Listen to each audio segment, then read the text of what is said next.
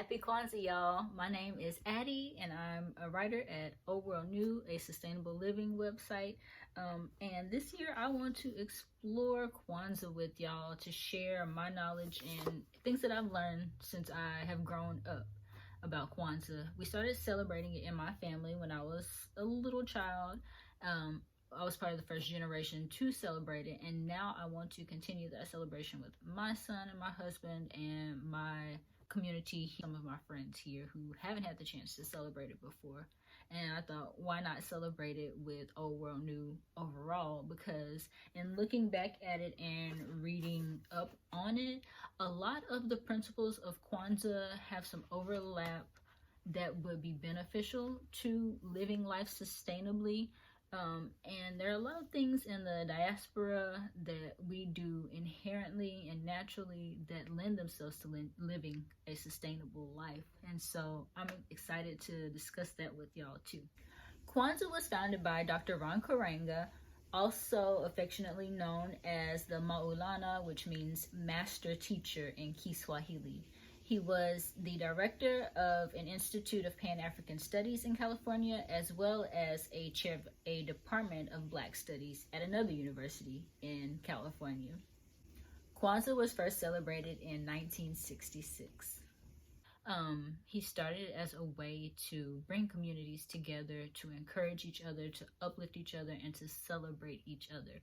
And it is a Pan-African holiday. It's celebrated all over the world.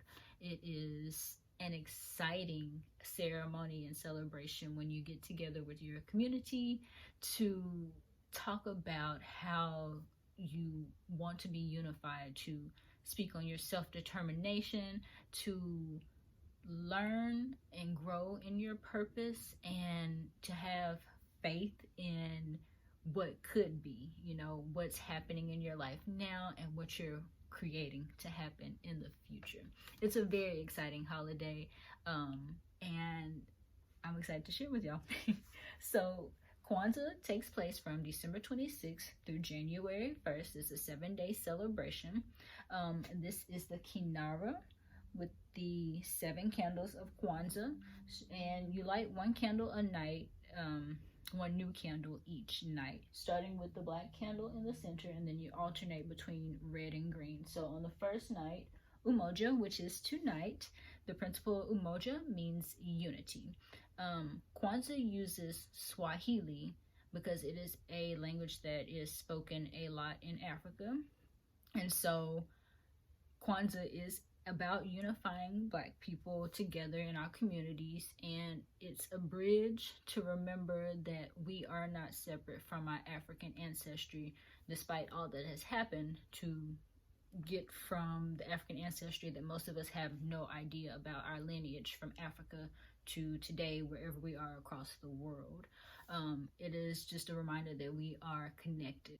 A typical Kwanzaa celebration, be it a family celebrating every day of the 7 days, or a community coming together for one day to celebrate all of the principles, it goes a little something like this. So it is opened up by someone talking about the significance of the holiday, which is what I just did. I opened it up and talked about the significance. Next, you have libations with the unity cup, the Kikomba cha Umoja. Umoja is unity, first day principle. Get that?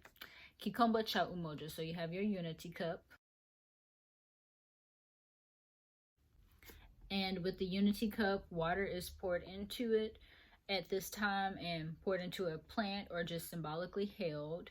And there is thanksgiving to ancestors who came before us and who paved a way for us to live the lives that we're living today. Next is the intro that I remember, which is Habari, gani, which means what's the news? When the ceremony leader or the elder says Habari gani, you say Umoja, or whichever principle of the day it is that day. So what's the news? Today's news is unity. And then from there, you talk about unity in your community and amongst yourselves. And this is also a time for artistic expression. So if you have a play or a poem that is about unity, it is performed and shared at this time. Next is the Kwanzaa Wimbo, which are the songs. So to lighten up and enliven the mood, songs are sang, and this book is a good place to go for songs to sing at that time. This is Kwanzaa, From Holiday to Everyday by Manteca, Angaza. This is a handy guide for celebrating Kwanzaa. So yeah, you sing the songs and produce an energy that only singing songs together can do. Next, you light the candles. So tonight, the only candle that will be lit is the center black candle for Umoja. Like I said earlier, you'll go red, green, red, green, red, green to signify each principle as that night comes. In larger gatherings where you only gather one day, all of the candles can be lit on that day.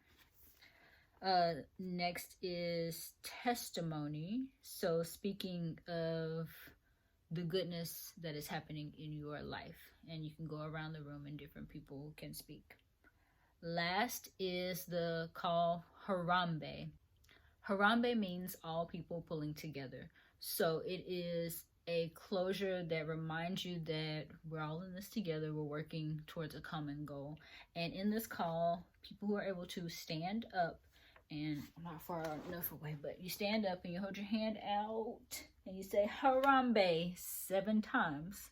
So wherever you are right now, stop what you're doing and say it with me 7 times. 1, 2, 3. Harambe, Harambe, Harambe, Harambe, Harambe, Harambe, Harambe. And that is the closing of the ceremony. Like I said, if you're doing this with your family at home, you do this every night. And if it's a larger celebration, you only have one night to do it with a larger community. You just do it that one night. But that is a typical ceremony rundown for celebrating Kwanzaa.